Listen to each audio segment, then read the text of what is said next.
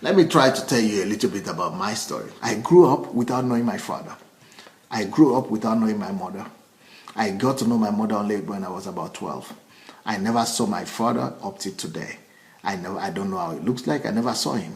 And I only lived with my grandmother till I was 16. Now, what did that do to me? That made me to go through a horrible time of rejection. Because I was going to the bush and to the forest a lot to get all these trees, I will have wounds, rotting wounds in my body for like 4 years, 3 years, 5 years, 6 years. Just rotting, just getting rotten, and it will not dry you up. It will not grow. It will not. We didn't have hospitals. We didn't have dispensary. We didn't have clinic. Nothing.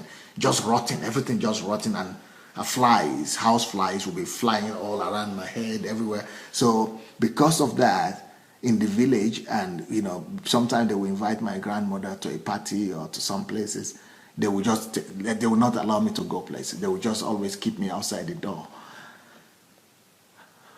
And so I went through that. But you know what that has done to me? Well, thanks to that experience, today I cannot see people suffering around me. I cannot see anybody in need and be indifferent. It's not possible for me to be indifferent. And why that is because I saw how everybody was rejecting me. So I cannot stand anybody being rejected. Everybody, if you come around me, you will feel at home, either you like it or not. I'm going to make you feel at home. I never knew that I was going to become a shepherd for God. I never knew that I was going to be a pastor. God was forming in me the heart of the shepherd and the heart of a shepherd without me knowing. So because I had known rejection, I cannot endure or suffer anybody to be rejected around me. Because I had known the pain of being ignored, I can never ignore anybody around me now. And that was what is necessary to be a successful pastor.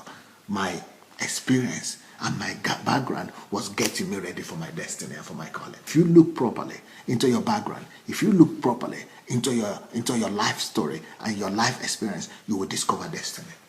If you look properly, if you will look properly, if you will look properly, if you will look properly, you will discover destiny.